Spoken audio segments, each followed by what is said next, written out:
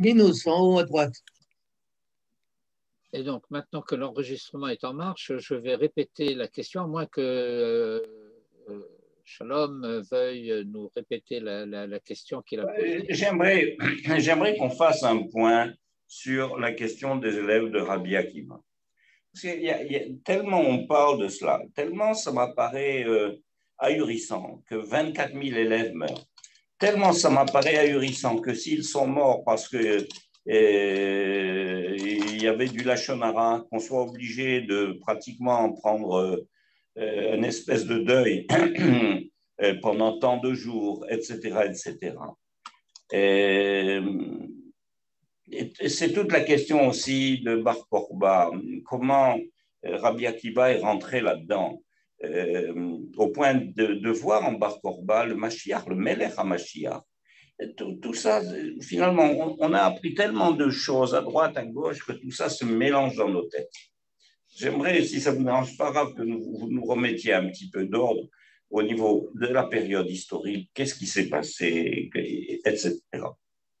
Bon. Et comment ces choses sont présentées dans le Talmud.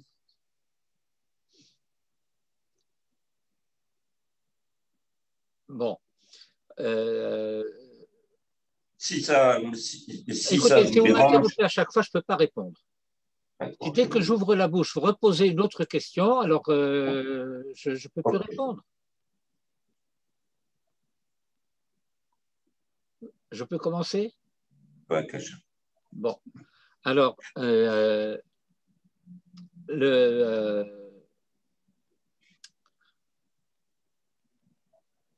premier point, si vous voulez, que je veux souligner, c'est le fait que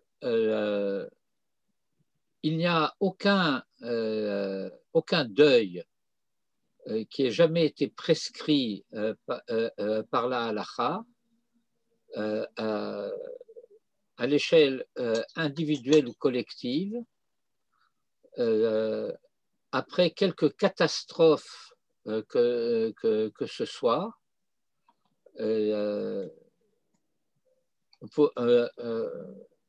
On pourrait par exemple dire que la Shoah de l'Égypte, il y a quand même 4/5 du peuple qui sont restés, on devrait être en deuil en permanence.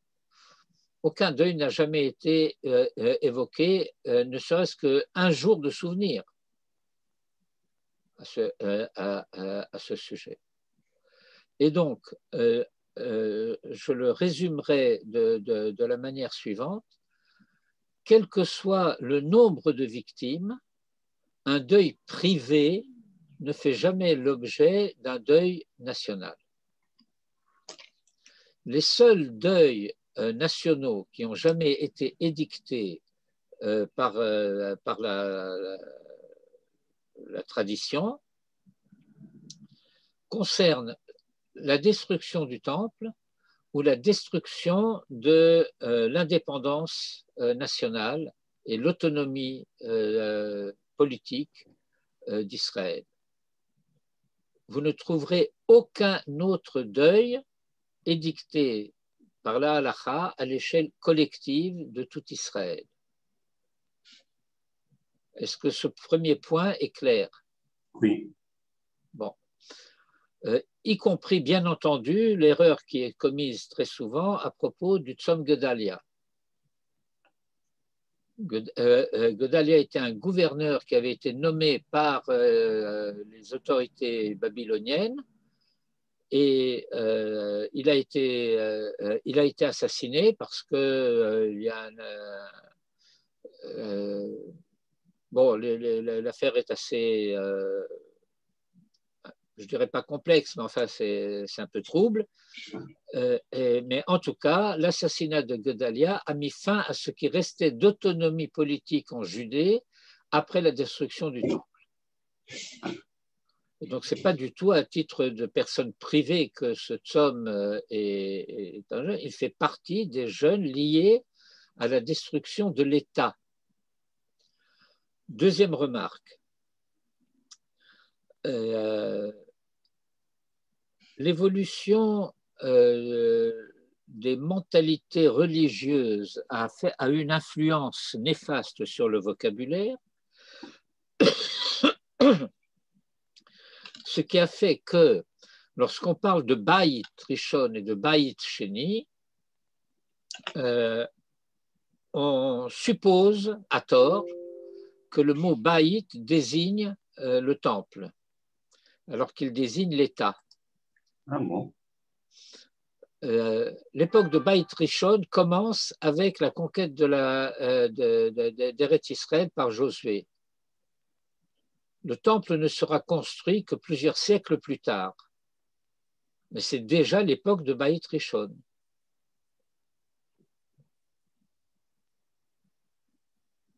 Et l'époque de Bayit Sheni commence avec Shivat Zion. Et bien entendu, on va s'occuper de rebâtir le temple le plus rapidement possible.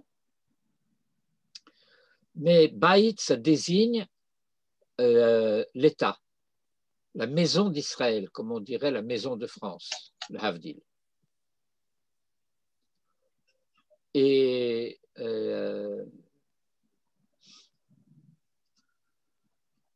donc, les deuils, en particulier les 4 deuils courants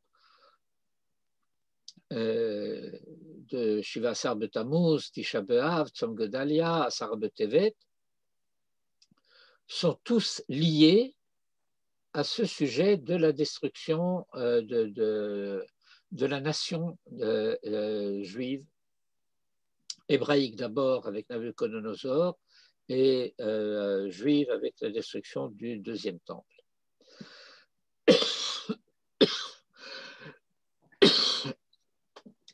Soit dit en passant, petite règle de langue française, il ne faut pas parler de second temple, mais de deuxième temple. Parce qu'en français, second suppose qu'il n'y a pas de troisième. Et bien entendu, lorsqu'on construit une maison et qu'on a construit le premier étage et le deuxième étage, on n'a pas encore construit le troisième étage. Alors le deuxième étage peut s'appeler le second étage, mais a priori, le second implique qu'il n'y a pas de troisième.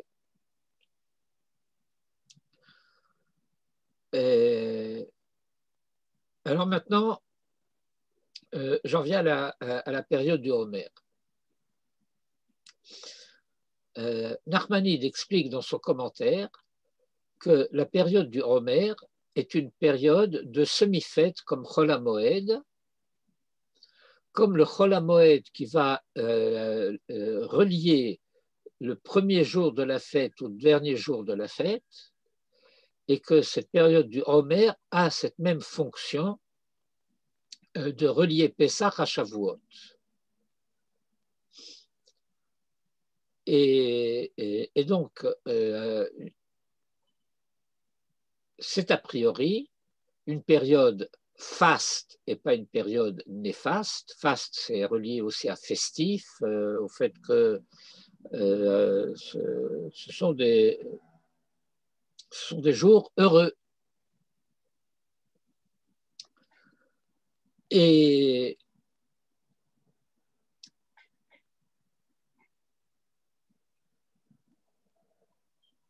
puis un jour se produit une certaine catastrophe.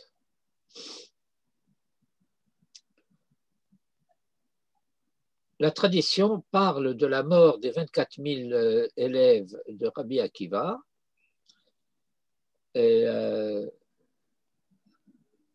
qui seraient morts chez l'Onahagu Kavod Zebazé. Je n'ai jamais entendu ce que vous avez mentionné à propos de la Shonara. Oui, c'est vrai, je me suis trompé, excusez-moi. C'est une seule Kavod. Chez l'Onahagu Kavod Zebazé, et qu'ils sont morts dans une maguefa, dans cette période du Homer, et que les Chachamim ont donc décidé que pendant cette période, eh bien, on porterait le deuil des élèves de Rabbi Akiva.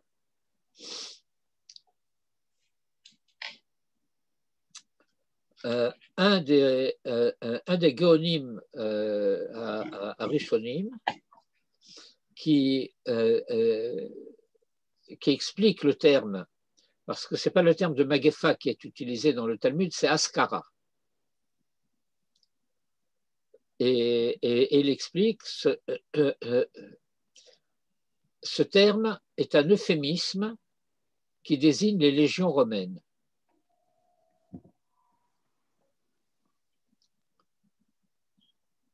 Et que donc, et ça c'est un enseignement classique de Manitou et il n'est pas le seul, que en fait, le gros de l'armée de Bar Korba était composé d'élèves de Rabbi Akiva.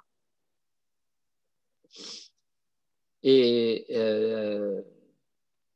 Rabbi Akiva, très naturellement, a considéré que celui qui est à la tête de la lutte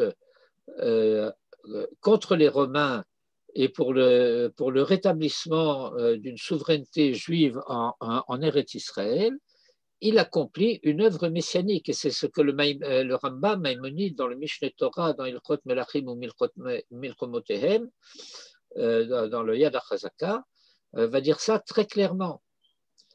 Et il ajoute en plus, Maïmonide, donc dans le Mishneh Torah, c'est que le fait qu'il meure n'en fait pas un faux messie. Salomon est mort, mais Salomon était un messie. Et Roboam et tous les rois d'Israël, tzadikim, qui sont morts, font partie de la lignée messianique en tant que telle. Nous avons une fausse idée, je dirais une idée christianisée à la limite, de cette notion de Messie. C'est un sujet extrêmement grave, parce qu'on a oublié que la notion messianique en Israël concerne a priori la souveraineté politique d'abord.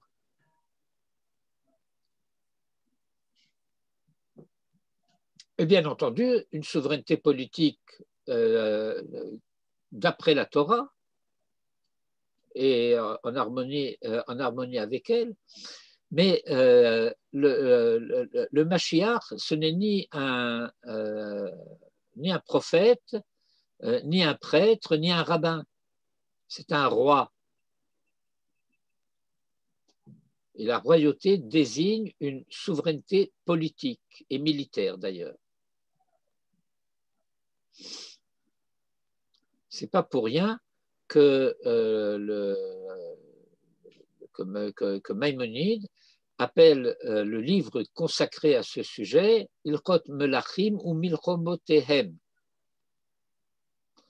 et qu'il va parler des halachot concernant les soldats à la guerre dans ce chapitre-là, enfin dans ce livre-là.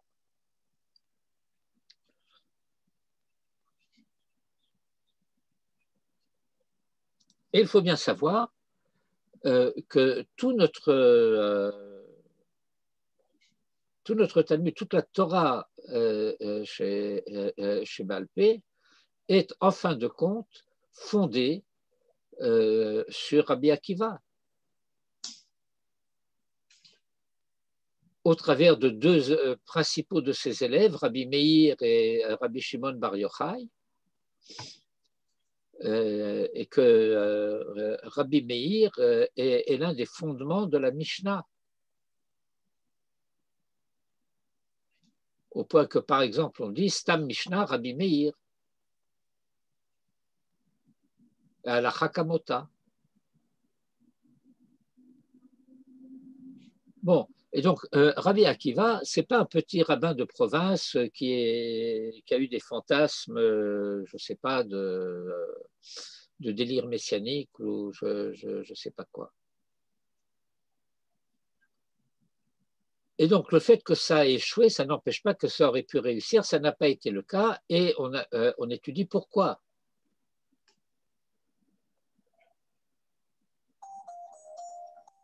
Et le Inyan Shelo Nahagu Kavod Zebazé, cela signifie que l'armée de Bar Korba et d'une certaine manière la société que cela constitue n'était pas unie. Il y avait une idéologie commune, si vous voulez, d'une certaine manière, mais il manquait l'unité. Or, quand l'unité manque, c'est comme le proverbe financier français à propos du bâtiment dans le sens contraire. Quand l'unité va, tout va, et quand l'unité s'en va, ça s'en va aussi. Et donc cette armée a été vaincue, elle a été détruite. Il y a un passage du Talmud, si je me souviens bien, parce que j'ai vu ça il n'y a pas tellement longtemps, c'est à la page 33a du traité de Shabbat. Il faudra que je vérifie, mais c'est comme ça que ça résonne dans ma mémoire. Et il faudra que je vérifie la source très, très exactement. Rabbi Elazar Amodai, vous avez entendu parler de Rabbi Elazar Amodai? Répondez pas tous ensemble. Non. Bon. Rabbi Elazar Amodai, qui est un important rabbin des Tanaïm, des premiers Tanaïm, des Tanaïm du premier siècle, enfin oui, du premier siècle, et qui figure très souvent dans le Talmud et souvent dans la Mishnah et dans le Talmud d'une manière générale.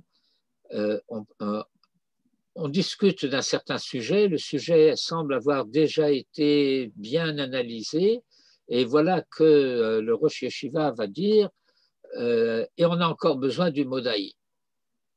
Parce que tant que Rabbi Elazar Modaï n'a pas donné son enseignement, les choses ne sont pas suffisamment claires.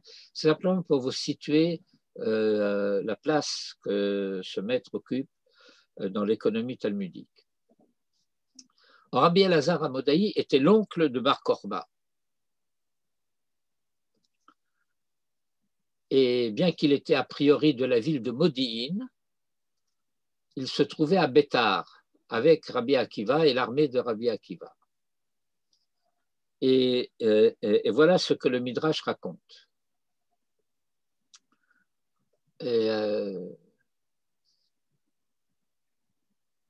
Les Romains ont soudoyé un espion qui devait s'introduire de façon pas trop discrète dans la ville de Bétar et aller chuchoter quelques mots à l'oreille de Rabbi Elazar Amodai.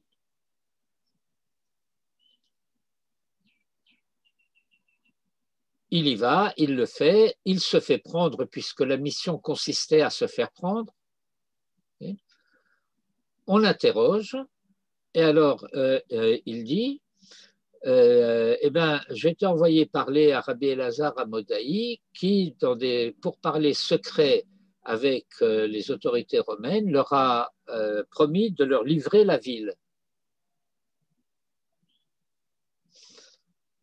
Alors Bar Korba interroge Rabbi Elazar Amodai en lui demandant que t'a-t-il dit?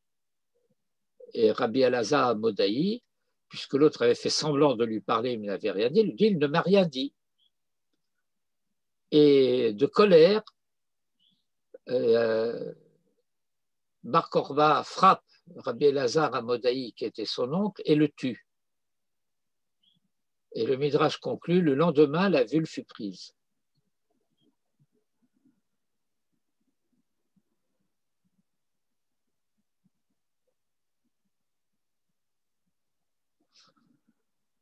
Bon, je ne vous ai pas éclairci les choses, je vous les ai compliquées un peu. Oui.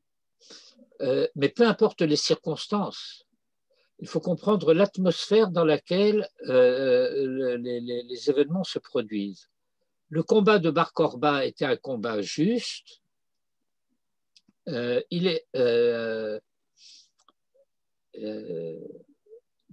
la manière dont cela a dégénéré au niveau des relations humaines a fait se poser la question, mais pourquoi se bat-on? On ne se bat pas pour se battre. Si on se bat pour instaurer une société criminelle, ça ne vaut pas la peine. Il y a une Mishnah des Pirkei Avot que je vais invoquer pour simplement éclairer un aspect de la question, qui dit Achek mishachen ra val titraber le racha.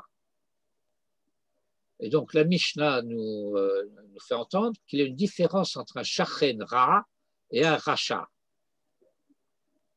La Mishnah aurait pu se contenter de nous dire, par exemple, Achek me racha val titraber elav. Et si le rachat c'est ton voisin, eh ben c'est ton voisin.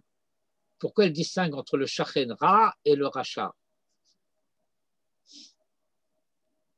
Et il explique le shachen ra, il est tov la shamaim et ra la beriot.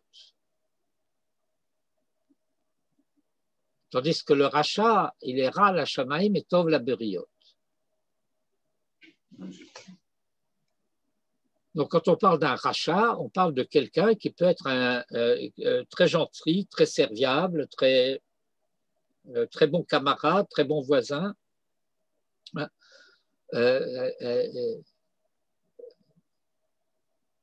ne respecte pas, comme on dit en français, la Torah. Enfin, plus exactement, les mitzvot, parce qu'il peut avoir beaucoup de respect pour la Torah. Alors que le voisin, qui s'appelle Shachen Ra, eh ben, il est Tov la Shamaim, il pratique toutes les mitzvot de façon très, etc., mais il va verser sa poubelle devant votre porte.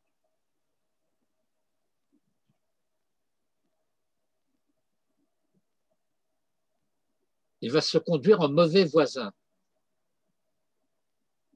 Et il faut protéger les gens d'un mauvais voisin. C'est pour ça que la Mishnah ne dit pas Hitrachek meshachenra, mais Achek meshachenra. Si toi tu as la force de le supporter, c'est une chose, mais mets les autres à l'abri.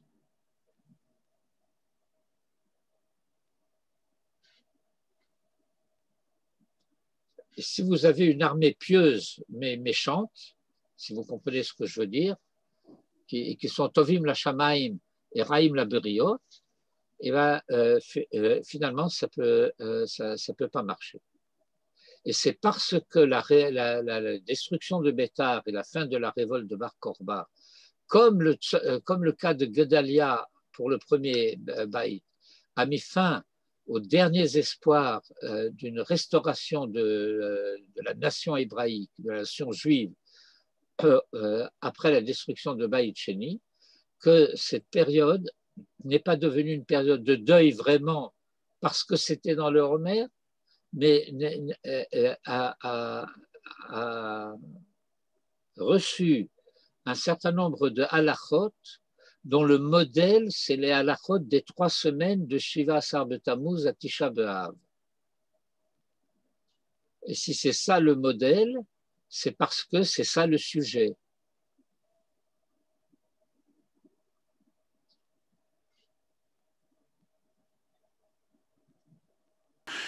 Donc le sujet, c'est la perte de souveraineté plus que la mort des élèves en eux-mêmes. C'est que la mort des élèves en est en quelque sorte à la fois le signe extérieur et la cause.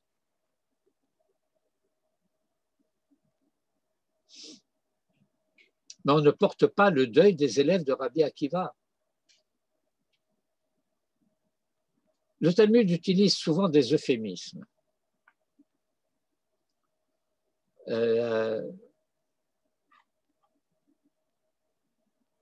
Parfois, vous allez rencontrer dans un passage talmudique qui décrit une situation scabreuse, problématique, de certaines catégories de fautes qui auraient été commises, et à la suite desquelles il ne resterait âme qui vive des ennemis d'Israël. Parce qu'il ne reste âme qui vive des ennemis d'Israël, on est bien, peut-être pas se lamenter trop, non? Bon, mais en l'occurrence, sonner Israël, c'est un euphémisme pour ne pas dire ne resterait rien, Khalila, et on ne veut pas le dire, donc on dit sonner Israël. Mais ce sont les Juifs qui sont en cause.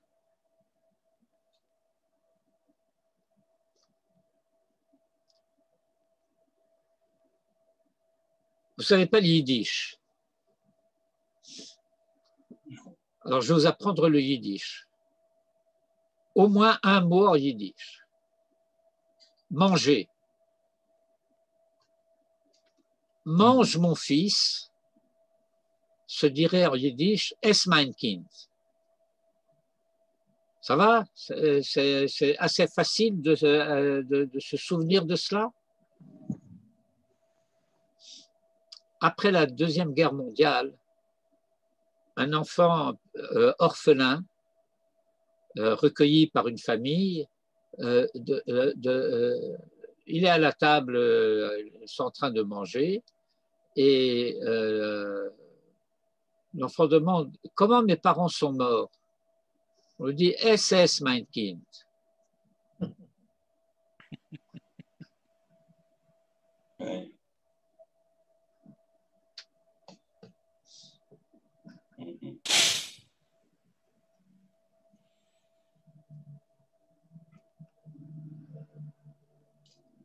On utilise dans des situations diverses des tournures qui font que les choses, c'est un discours, c'est un langage codé. Il n'est pas vraiment crypté, mais il est codé. Ça s'adresse à ceux qui sont dans le coup. Et donc, pendant une longue période où Eretz Israël, à l'époque de la Mishnah, tout le temps de la Mishnah se passe sous occupation romaine. Alors, Teni Yavneu Chachamea, et puis Gamla, et Tibère, tout ça, il ne faut pas oublier qu'en Eretz Israël, c'est l'occupation romaine.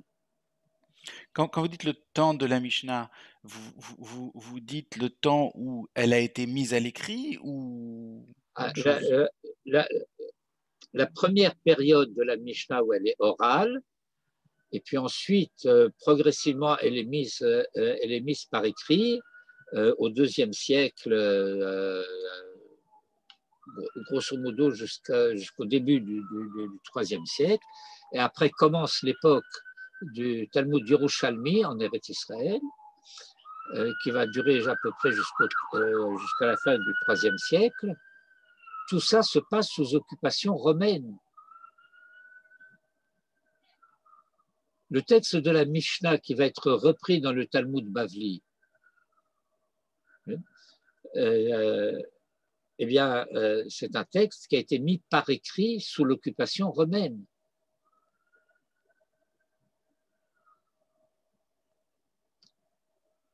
Et étant donné les échanges entre Eretz Israël et Bavel, dans les deux sens, là, on savait bien que certaines choses, il ne fallait pas trop en parler trop ouvertement. Vous vous souvenez, nous approchons de l'Akba Omer cette semaine. Et vous savez que Rabbi Shimon Bar Yochai, pendant une longue période de sa vie, a dû se cacher. Il était caché avec son fils dans une grotte. Bon, vous connaissez l'histoire. Pourquoi il était caché? Ah, il était caché. Romains. Comment? Les Romains. Les Romains ne l'attrapent pas. il était recherché par les autorités romaines. Et pourquoi était-il recherché par les autorités romaines? Parce qu'il enseignait la Torah, je crois, non? Pas du tout. Ah bon? Pas du tout. Il était recherché par les autorités romaines parce que, avec un autre groupe de Chachamim, il avait été envoyé en ambassade à Rome pour plaider la cause des Juifs contre certaines xérotes, peu importe lesquelles. Et donc, en même temps qu'il exprimait une certaine admiration à l'égard des réalisations romaines, il en a aussi fait la critique. Et cette critique a été rapportée aux Romains, aux autorités romaines, et les autorités romaines n'aiment pas la critique. Alors on a recherché Rabbi Shimon Bar Yochai, il a été obligé de s'enfuir, de se cacher, etc. Et donc, nous sommes assez proches d'une période où on a quand même le sentiment de savoir un petit peu ce que c'était qu'une occupation et ce que pouvait être comment dirais-je, l'aspect à la fois imprévisible et violent de l'occupant. Pratiquement arbitraire. Bien que de même que Rome, l'État allemand était un État de droit. Vous savez, moi, quand quelqu'un me parle d'un État de droit, je frémis.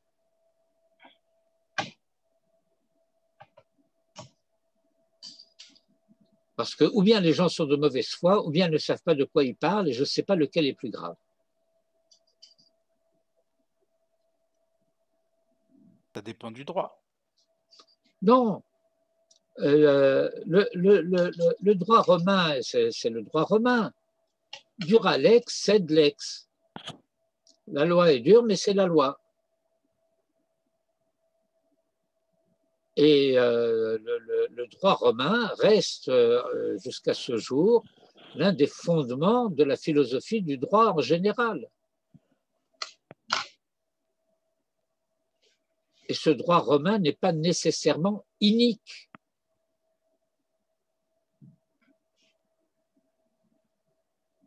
Mais cela dit, l'essentiel du droit romain concerne les citoyens romains. Des pays sous occupation, bon.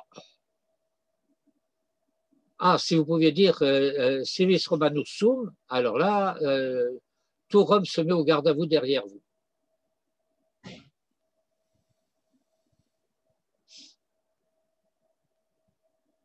Citoyenneté romaine, c'était plus qu'un garde du corps.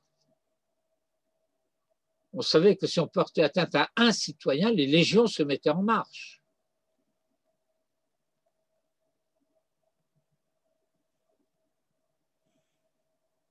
Mais les révoltés, ou ceux qui parlent mal, alors il faut bien entendu comprendre que je ne remets pas du tout en cause les enseignements talmudiques. Je dis que certains enseignements talmudiques, aussi bien concernant les Grecs et Hanouka que les Romains et Baït Sheni, doivent être étudiés et lus en connaissance de cause de la culture avec laquelle on a affaire. Il ne serait jamais venu à l'idée d'aucun souverain ou chef militaire quelconque, grec ou romain, d'empêcher qui que ce soit de pratiquer sa religion. Ces gens étaient païens, mais ils étaient croyants. et respectueux des religions des pays qu'ils conquéraient. Ils avaient certes une exigence païenne, c'est que les gens continuent à vénérer leur divinité, mais qu'ils rendent hommage aussi aux divinités grecques ou aux divinités romaines. Le syncrétisme.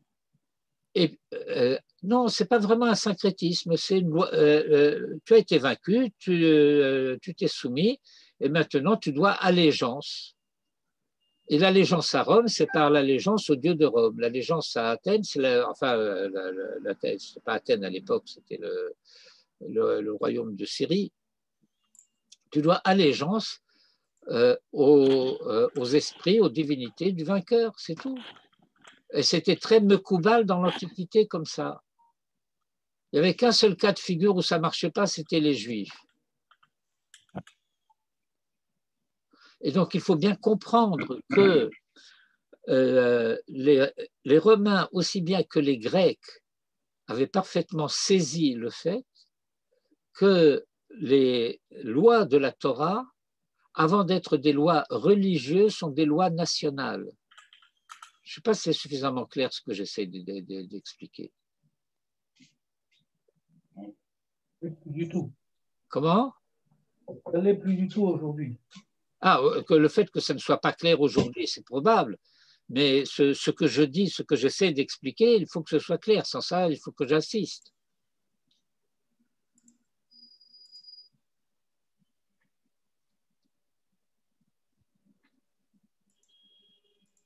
J'ai connu quelqu'un, c'était en France, qui avait une drôle de tournure de façon de dire ce genre de choses. Il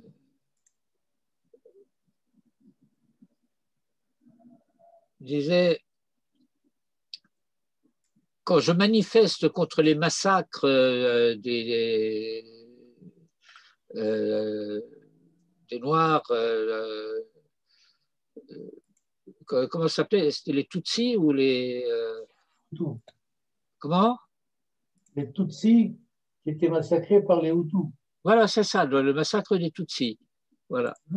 Il dit, quand je manifeste et que je proteste contre le massacre des Tutsis, c'est un acte religieux. Quand je mets les téphilines, c'est un acte politique.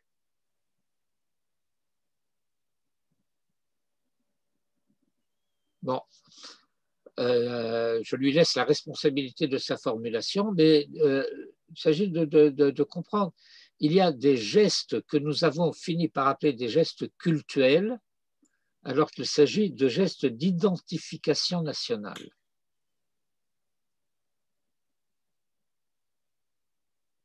De signes d'affiliation. Parce que ceux-là sont appelés les signes de l'alliance.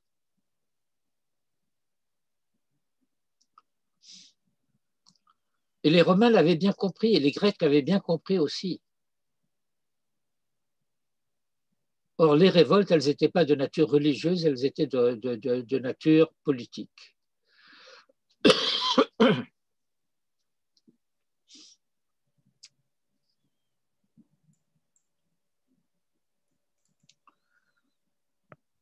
Étant donné que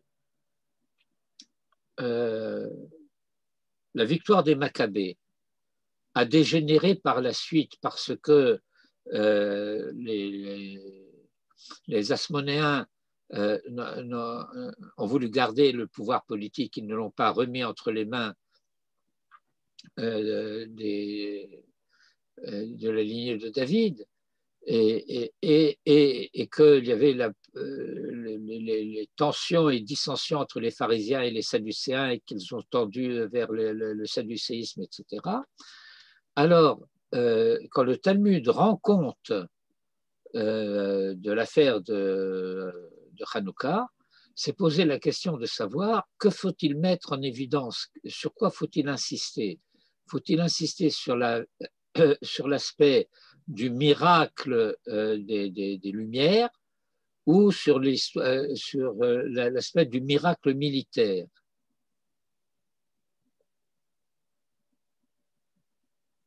Alors on a décidé pour le miracle des Lumières, mais en tout état de cause, en sachant parfaitement que ce miracle des Lumières venait en quelque sorte sanctionner, donner la sanction positive au miracle militaire.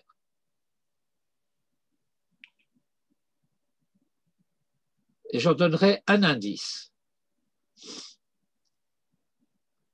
Lorsque les autorités rabbiniques décident l'ajout du Al-Hanissim dans la Tfila, nous avons dans les tfilotes quotidiennes, nous avons le cas échéant deux sortes d'ajouts. Il y a Yalev et Yavo, qui est un ajout pour Rosh Chodesh et pour les 3 fêtes dites de pèlerinage. Et nous appellerons cela les événements du calendrier hébraïque.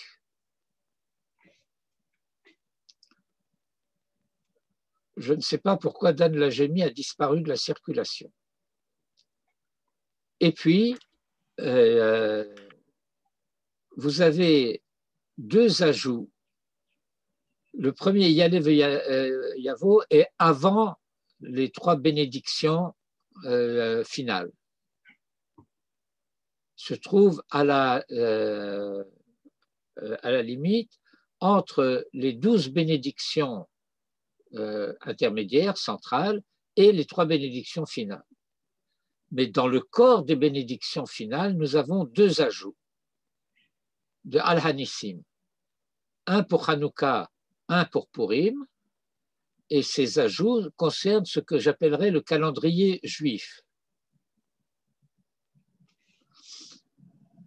Quand les autorités rabbiniques auront un petit peu cessé de se chamailler entre elles et qu'elles auront retrouvé une saine vision des choses, et bien, il se rajoutera un 3e Al-Hanissim concernant la restauration de l'État d'Israël contemporain avec tous les nissim qui l'accompagnent. Pardon. Et le premier calendrier de Yalev et Yavo, c'est calendrier quoi? C'est le calendrier général? C'est le calendrier hébraïque. Hébraïque. Rosh Chodesh et les Shloshet Mitzvot, c'est de la Torah. Entre le calendrier hébraïque et le calendrier juif. Le calendrier hébraïque concerne des événements qui sont prescrits par la Torah écrite. Ah, ok.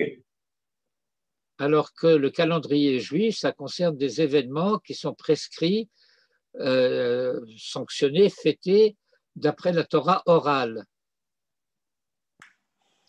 Pour le cas de Purim et de Hanouka. Et donc, il faudrait en instituer un autre de Al-Hanissim pour Yom Ha'atzmaut, par exemple. C'est ce que j'ai dit tout à l'heure, que lorsque nous aurons pris le recul suffisant pour pouvoir envisager que cela puisse être reconnu par l'ensemble de tout Israël, parce qu'on ne veut pas créer une nouvelle secte. C'est ça. Et si on instaure une halakha qui ne va être respectée en tant que telle que par une partie du peuple, eh bien, il y a le risque de sectarisme et il faut éviter. Mais vous relisez l'Al-Hanissim de Hanouka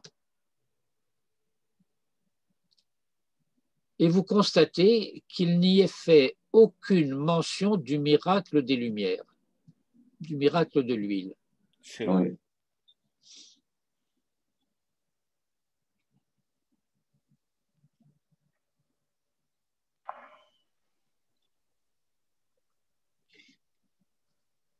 Et le miracle de l'huile, eh bien, je dirais que c'est un miracle curieux parce qu'a priori, c'est un miracle inutile.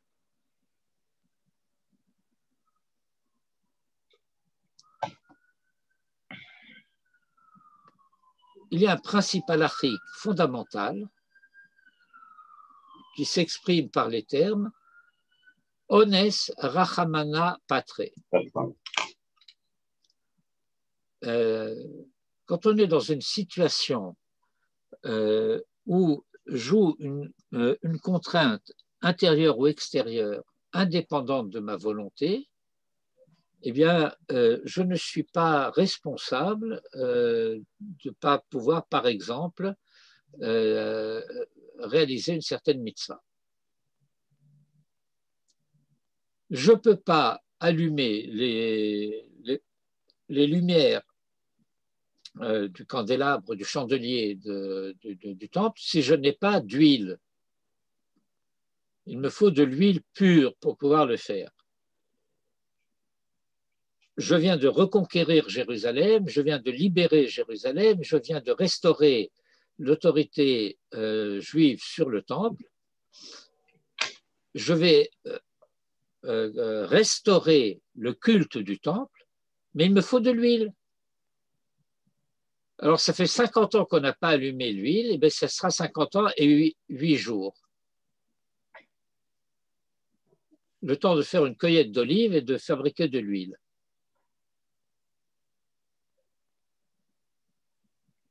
Et alors, qu'est-ce qui s'est passé? Rien. Puis voilà qu'on a trouvé une fiole d'huile avec le stempel, le cachet du Kohen Gadol qui était intact. Eh bien, j'ai de l'huile, je fais avec lui ce que je peux faire. J'allume le chandelier. Ça va durer un jour, ça va durer un jour. Pendant ce temps, je fabrique de la nouvelle huile. Et donc, le fait que cette huile ait suffi pour 8 jours, c'est ce que j'ai appelé tout à l'heure un miracle inutile. À moins que l'utilité de ce miracle soit de sanctionner la victoire militaire et de signaler par ce miracle que ceux qui ont vaincu les Grecs et libéré Jérusalem et qui commencent à restaurer le culte du temple, ils ont l'aval d'en haut. Et quel signe plus éclatant à ce moment-là, et quel miracle ô combien nécessaire, pas pour le chandelier, mais pour le statut des Hashmonaïm.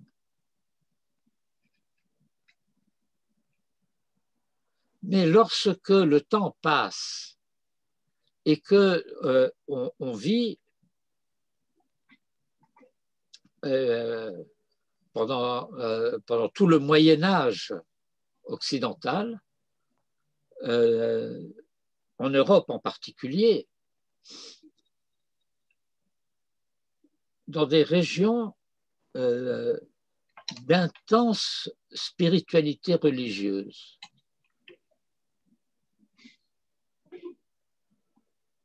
Alors, cette piété, comment dirais-je, environnementale, elle influe sur les mentalités.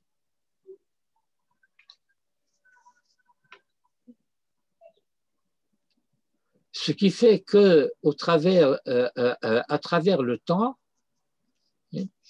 eh bien, ce sont ces aspects religieux qui ont été retenus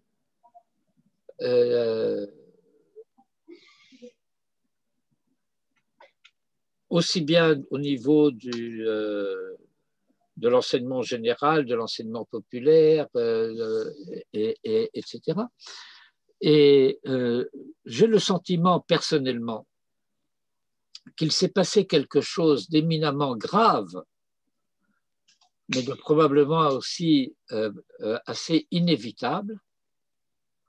Ça a donné lieu d'ailleurs à un proverbe. Vous connaissez le proverbe « Cela va sans dire » Et la suite? Et cela est mieux en le disant. Et cela va sans dire, mais ça va mieux en le disant. Ça veut dire qu'à force de considérer que certaines choses sont évidentes et que ce n'est pas la peine d'en parler, eh bien, on a cessé de les enseigner.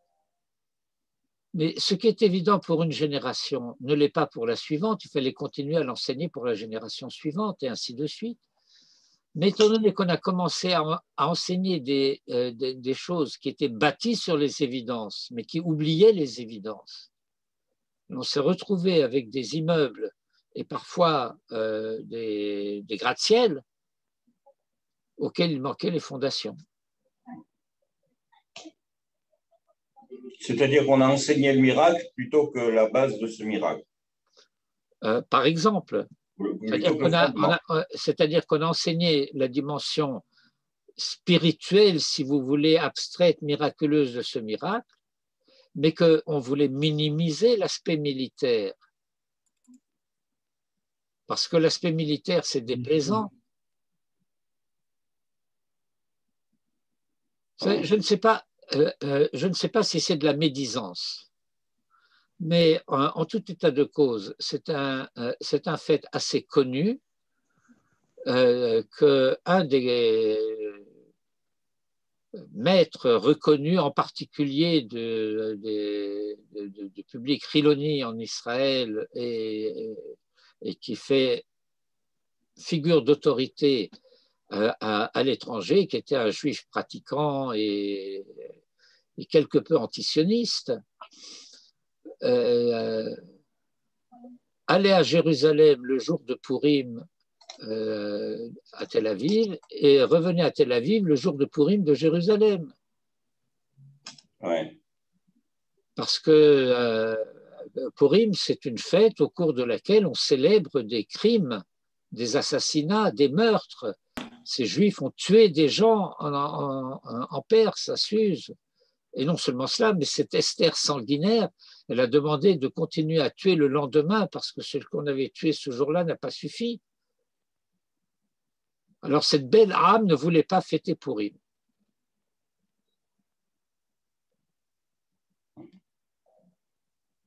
Okay. L'armée, c'est pas pour les Juifs. Mais on cite souvent Maïmonide, on cite volontiers Maïmonide.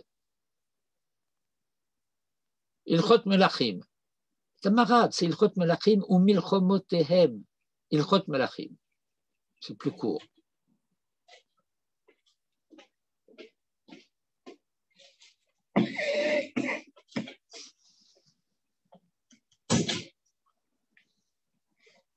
Et vous savez ce qui s'est passé à l'époque contemporaine, quand je dis à l'époque contemporaine, je veux dire au cours des 20-30 dernières années. Yom HaZikaron, qui était le jour où on célébrait l'héroïsme et le courage des soldats, est devenu un jour de pleurnicherie. Oui, c'est vrai. Et les jours de pleurnicherie de ce genre sont des jours démoralisateurs.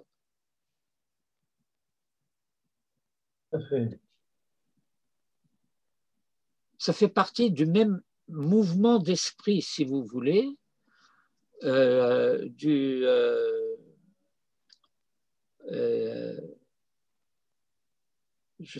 sais pas comment, du désarmement intellectuel et spirituel des Juifs.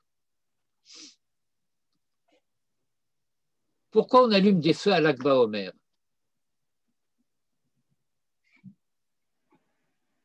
Parce que... En souvenir de la fin de l'épidémie. Comment? En souvenir de la fin de l'épidémie. Pourquoi des feux en souvenir de la fin de l'épidémie? Parce que c'est comme ça que ils communiquaient pour informer de la fin de l'épidémie. Oui. Vous voyez comment se construisent les légendes? Oui.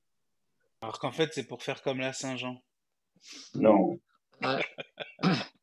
Non, en fait, il y avait un deuxième minag en plus des feux de Lag BaOmer, mais qui avait cours en Europe dans le shtetl et qui, curieusement, n'a pas été tellement repris en Eretz Israël.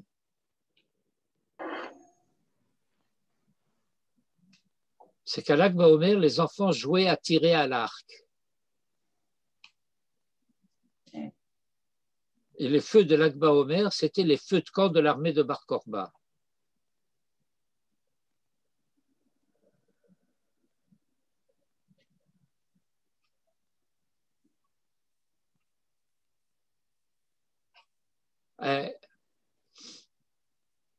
Donc quoi, Lag BaOmer, c'est la fête de la révolte? l'Akba Omer est l'indice, si vous voulez, le signe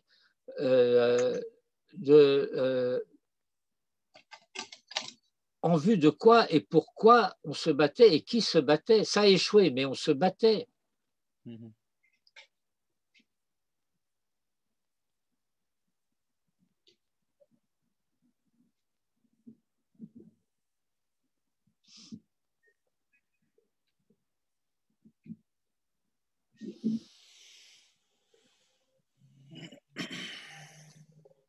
Il faut comprendre aussi je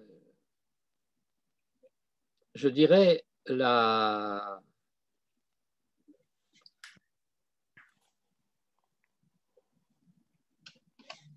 l'environnement à la fois intellectuel et spirituel dans lequel la prise de décision concernant les restrictions de la Tkoufa de Homer ont été prises. Nous avons oublié tout cela parce que ce sont des choses qui sont inscrites dans la halakha et qui ne sont pratiquement plus suivies par personne. Ou même lorsqu'elles sont suivies encore par certains, c'est pas pour les vraies raisons, c'est pour de mauvaises raisons.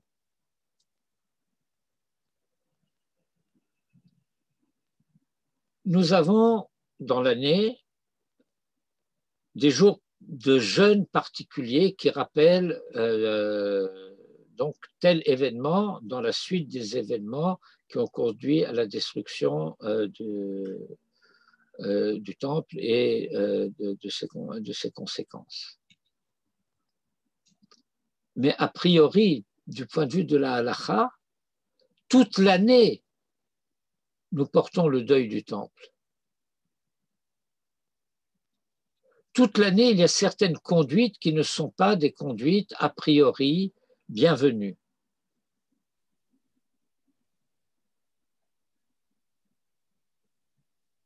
D'après certaines autorités, d'après certaines halakhot, on n'aurait pas le droit d'écouter de la musique toute l'année. Chez les Yéménites, c'est un peu comme ça, non? Non. Je ne sais pas. Et donc, lorsqu'on vient dire, eh ben, pendant cette période de Homer, on va rajouter à cette atmosphère de deuil général de toute l'année un certain nombre de conduites similaires à celles des 3 semaines. Ben, ça veut bien dire que cet événement est identifié en quoi que ce soit avec ce qui s'est passé pendant cette période entre Shiva Asar de Tammuz et Tisha B'Av. Mais étant donné que depuis plusieurs décennies et que même je pourrais dire siècles, les conduites recommandées pour le deuil permanent ont été progressivement allégées parce que c'est insupportable, on ne peut pas vivre.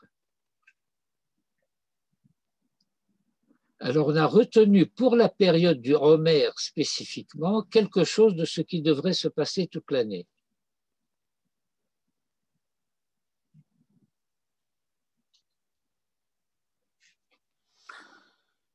Mitzvah Gedola liot besimcha. C'est pas un peu contradictoire? Qu'est-ce qu'on a gardé comme Eh ben, ne pas se marier? comment? Alors pour certains, non, pour certains, écoutez, ne mélangez pas tout. A priori, à Chol HaMoed, on n'est pas supposé se couper la barbe. Et ça n'a rien à voir avec le Homer.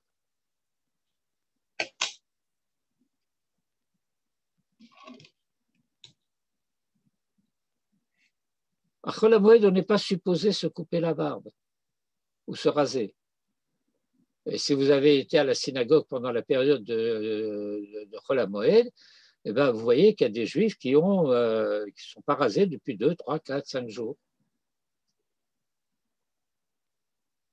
Parce qu'on ne se rase pas pendant Chol HaMoed. Je peux poser une question? Il faut toujours essayer. Euh, c'est très intéressant, mais j'arrive toujours pas à comprendre. L'épisode des élèves de Rabbi Akiva, vous nous avez expliqué là que c'est à rattacher, parce que justement, voilà, ces mesures-là sont prises aux 3 semaines, c'est à rattacher à cette période-là, et c'est quelque chose qui est de cette nature. Mais j'ai du mal à comprendre, c'est qu'au final, ils avaient beau être des soldats, ils sont morts, non pas de la main des Romains, mais de la main Si, du... ils sont morts de la mort des Romains, c'est ce que j'ai expliqué tout à l'heure. D'accord, donc C'est que c'était le Rav pas, quand dit, on dit que c'est une Maguefa, c'est on parlait des Romains. la Maguefa en question, c'était les légions romaines. J'ai compris. Ok, ouais, personne n'est au courant de ça, hein. Personne n'est au courant de ça, c'est dans les livres. C'est dingue, c'est fou, c'est fou.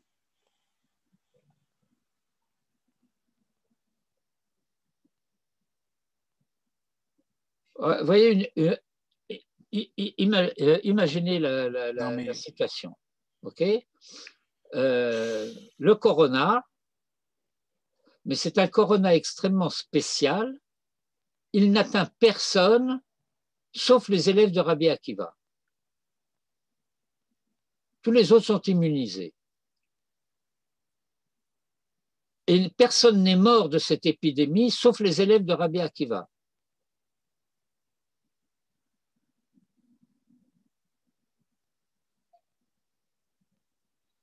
oui, bah là, l'explication naturelle, c'est la main de Dieu parce qu'il y avait de la sinatrinam entre eux.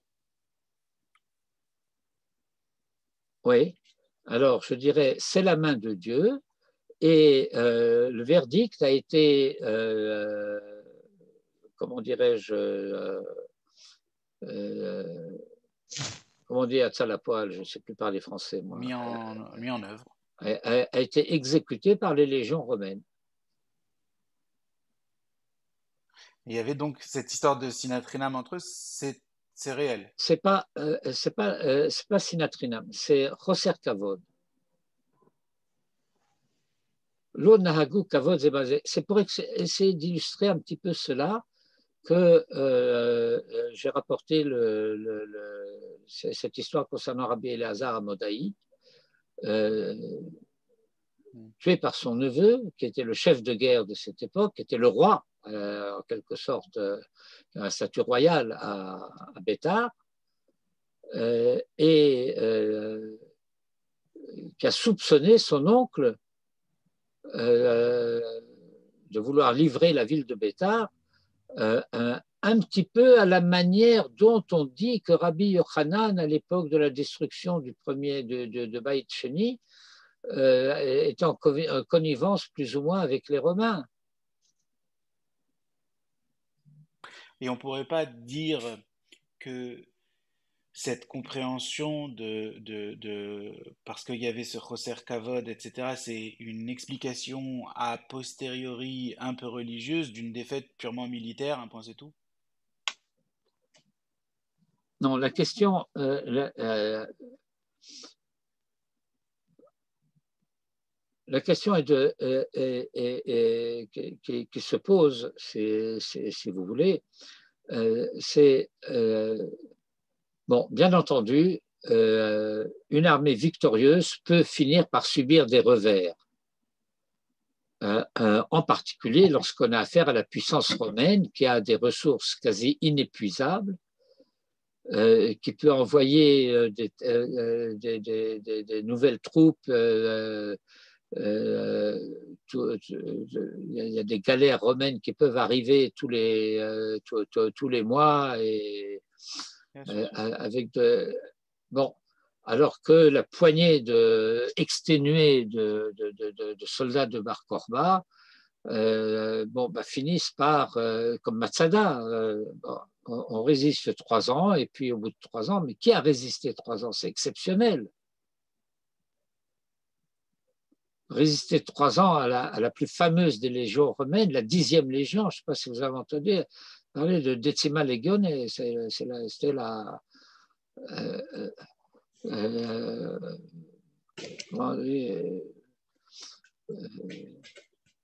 c'était Sayeret Matkal, enfin. Comment? Qu'est-ce que j'ai dit? La Sayeret Matkal. Oui, c'est ce que j'ai dit. C'était les troupes d'élite. Et on finit par tomber. Mais la tradition a retenu 2 récits parallèles. Les élèves de Rabbi Akiva chez Metou Be'askara et les soldats de Bar Korba chez l'Onagu Kavod Zebazé. Et quand on sait que les uns, ce sont les autres, alors ça veut dire que finalement, une armée, je vais essayer toujours un peu compliqué de se représenter, mais qu'est-ce que ça veut dire l'onahagu kavod zebazé?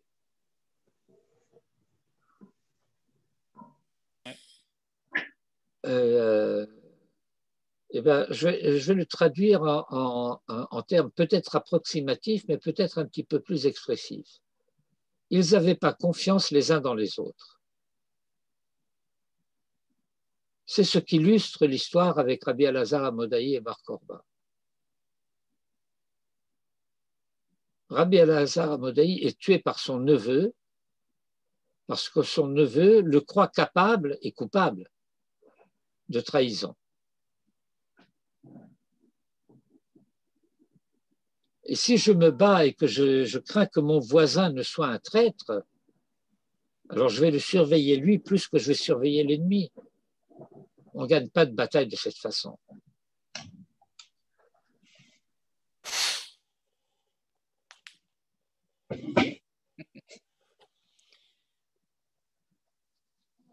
Certains prêtent à, je crois, à Manitou, l'idée qu'ils ne suivaient pas les ordres de leur Mefaddim.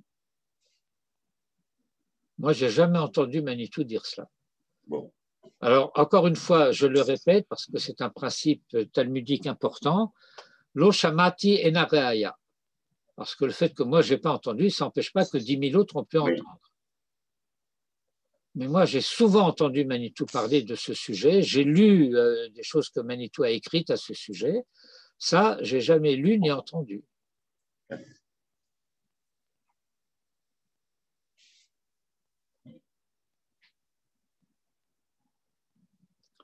Donc, moi, juste parce qu'on est en train de nettoyer un petit peu, et c'est vraiment très très important, on est en train de nettoyer ce qu'on a appris de travers. Moi, j'ai entendu donc, par exemple, que au niveau de ce l'Onagu Kavod Zeleze, une des explications que j'avais entendues, c'était que par exemple, ils étaient et chacun avait sa Torah et que quand il y en avait un, par exemple, qui trouvait un chidouche formidable, il le gardait pour lui au lieu de le transmettre aux autres, etc. C'est faux.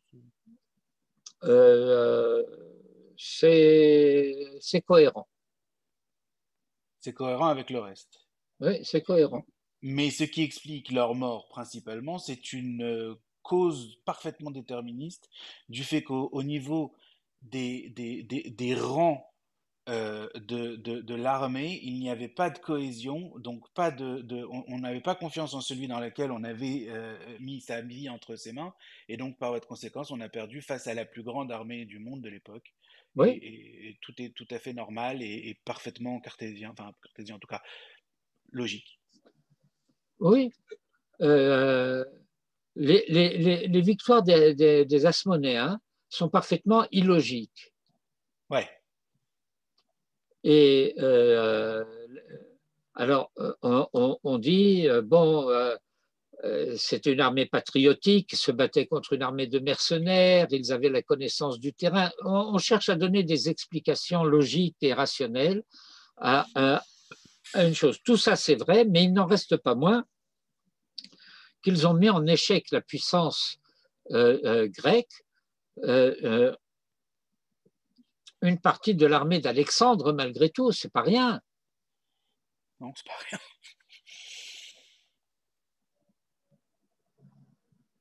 Et c'est une guerre qui a duré longtemps, qui a coûté énormément d'huile. Il y a 3 des frères des Maccabim qui sont morts à cette guerre. Il ne faut pas oublier, ça a été quand même assez épouvantable. Ce n'était pas une marche glorieuse. Bon.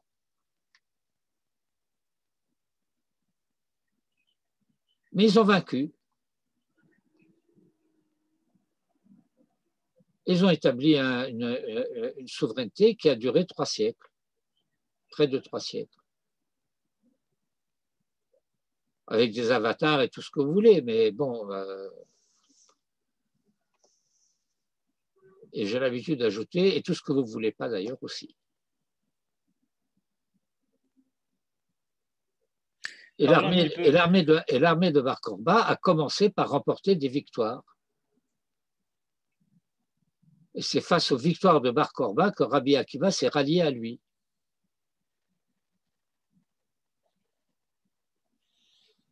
C'est-à-dire qu'il y a 2 lectures. Une lecture, c'est pas le terme exact, mais j'ai envie de dire mystique, et puis une lecture parfaitement terre à terre, factuelle, etc. Et elles vont parfaitement ensemble main dans la main. Mais on a tendance à privilégier la mystique tout en oubliant la factuelle. Oui, si vous voulez, c'est dans la mesure où la factuelle est mise à part que celle que vous désignez comme la deuxième partie devient mystique. Elle ne l'est pas a priori. C'est ça. C'est ça. Quand on enlève le soubassement de la réalité, alors ce qui reste devient abstrait et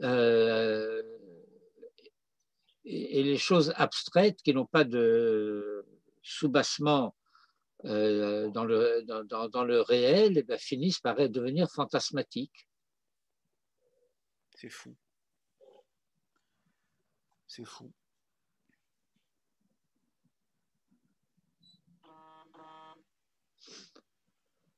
Ben écoutez, à moins que vous ayez encore d'autres questions et qu'on puisse un petit peu affiner certains aspects des choses, je vois qu'on s'approche de...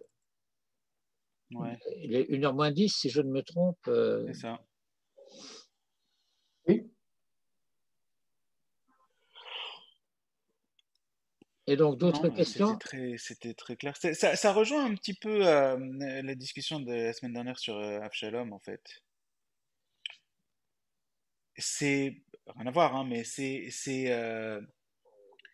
cette lecture des événements qu'on peut attribuer soit, par exemple, à une punition divine, comme là c'est le cas, par exemple, une punition divine, parce que l'onagu kavod zelazé, donc il y a une punition divine. Oui, mais il y a aussi des conséquences parfaitement naturelles qui peuvent être attribuées à une punition divine, qui n'en sont pas forcément, c'est juste le déterminisme. Bon, j'aurais tendance à changer un tout petit peu le vocabulaire. Il suffit de dire qu'il y a une conduite en bas qui provoque le retrait de la protection divine. Ça n'a pas besoin d'être une punition.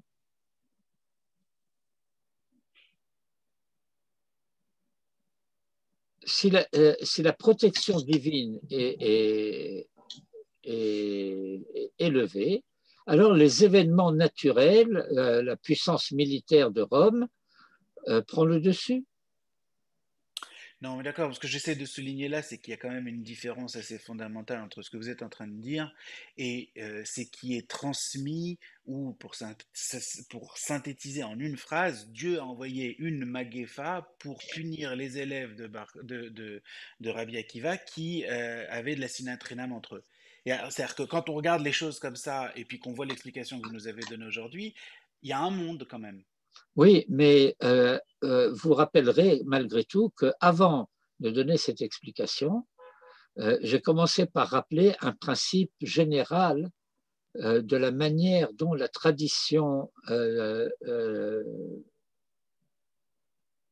accomplie prend des décisions concernant des deuils nationaux. Mhm. Et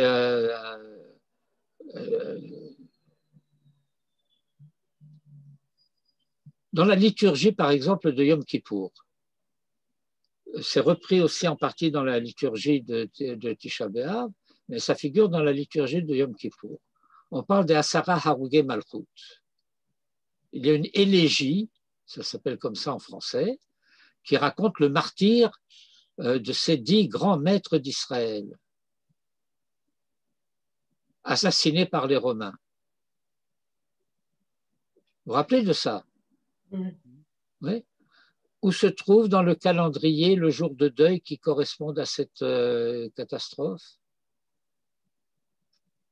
Il n'y a pas. Il n'y a pas, puisque ce sont des périodes tellement différentes. Non, ce n'est pas parce que c'est des périodes tellement différentes, c'est parce que ce sont des morts privées. Mhm. Il ne s'agit pas d'un événement massif de caractère national qui ait affecté la destinée de la collectivité en tant que telle. On n'instaure pas un deuil national pour des affaires privées, quel que soit le nombre de ceux qui ont été victimes.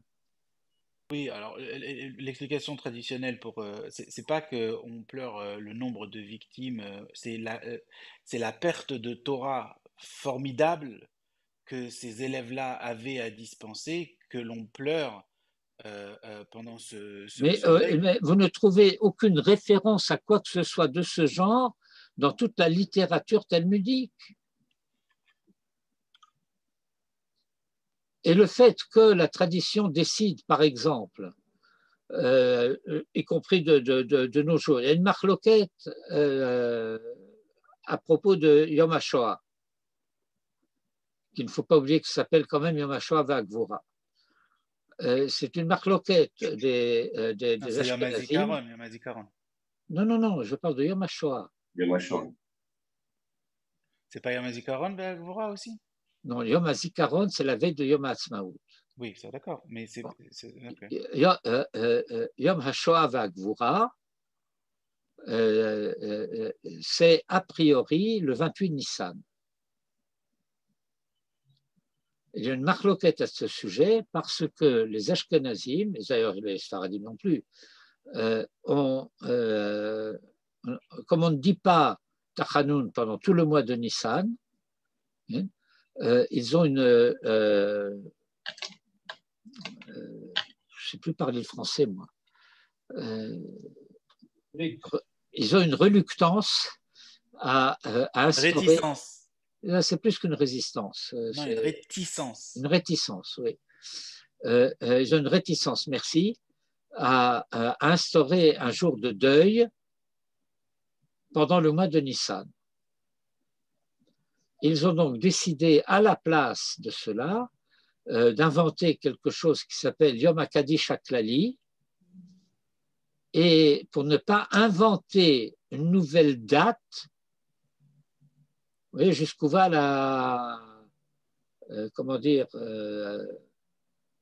l'attention aux détails. Pour ne pas inventer une nouvelle date de deuil, ils ont décidé d'instaurer ce Yom HaKadish HaKlali le jour du jeûne du Ditevet.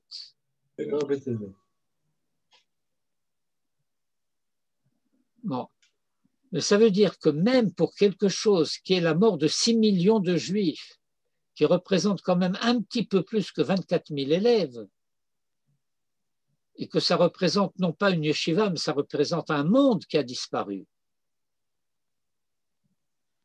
Les autorités halachiques orthodoxes n'ont même pas voulu prendre le risque de décider d'un nouveau jour dans l'année.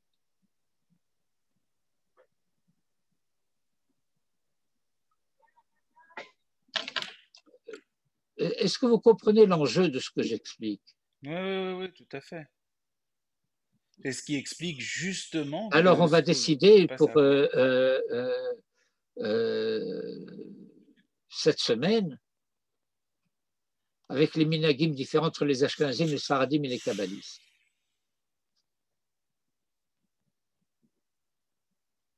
Un jour de deuil, on ne va pas décider pour 6 millions de la Shoah,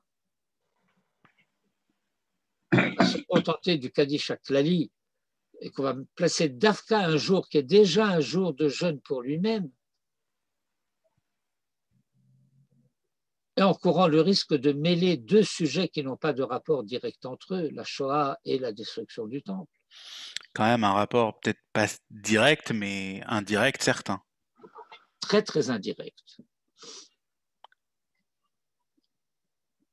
Alors que la date choisie par les autorités civiles est une date, comme on dit en grec ancien, that makes sense.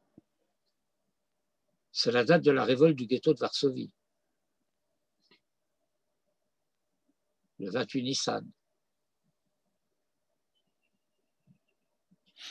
La révolte du ghetto de Varsovie, elle est finalement beaucoup plus, après cette explication, elle est beaucoup plus liée à l'Akba Omer, finalement. C'est la même chose.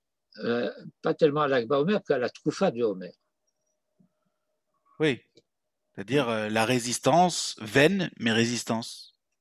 Oui, la résistance pas vaine, vaincue, Vaincue, mais pas vaine. mais avec ce que cela implique de mort et de souffrance, etc. Mais le refus du désespoir.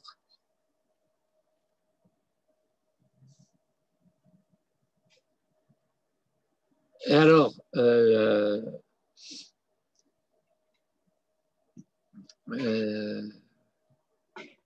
on raconte une histoire, je ne sais pas si elle est vraie, mais elle est jolie, alors on va la raconter quand même. Au moment de la campagne d'Égypte, Bonaparte arrive en Eretz Israël, et puis il voit des Juifs qui pleurent dans les rues. Il demande qu'est-ce qui se passe. Alors, on l'explique. Eh bien, c'est les Juifs qui pleurent la destruction de leur temple. Et alors, Bonaparte demande, mais c'est arrivé quand cette chose-là? On dit, il y a 2000 ans. On dit, des gens qui pleurent quelque chose qui est arrivé il y a 2000 ans, c'est certain que ça sera reconstruit.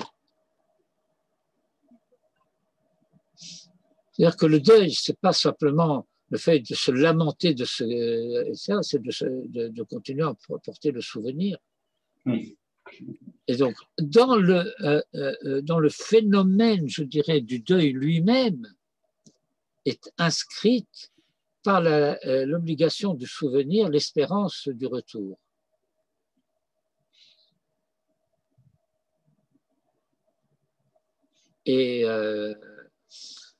Et donc, bien sûr, c'est une période pendant laquelle un certain nombre de réjouissances sont interdites.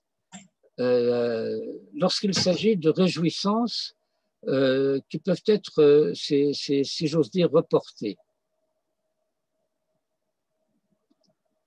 On ne va pas célébrer de mariage, parce qu'on peut fixer a priori la date du mariage à une autre date qui ne soit pas dans la période de Homère. Mais on ne va pas reporter des fiançailles. Pourquoi on ne va pas reporter des fiançailles? Pour ne pas courir le risque qu'elle rencontre quelqu'un d'autre.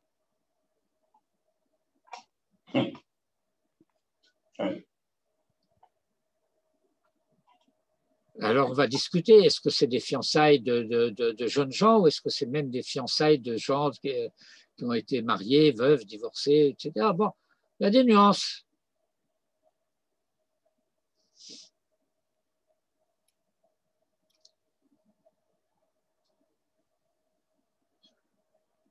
Mais s'il y a une mitzvah et qu'il y a une Seudat mitzvah, eh ben on fait la Seudat mitzvah avec tout ce que cela comporte, y compris les chants et les réjouissances, par exemple, pour une circoncision.